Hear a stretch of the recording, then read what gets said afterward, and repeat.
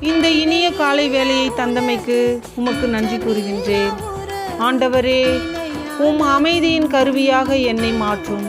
வெறுப்பு இருக்கும் இடத்தில் அன்பையும், காயம் இருக்கும் இடத்தில் மன்னிப்பையும், ஐயம் இருக்கும் இடத்தில் நம்பிக்கையையும், சோர்வு இருக்கும் இடத்தில் மகிழ்ச்சியையும் விதைக்க அருள் தாரும்.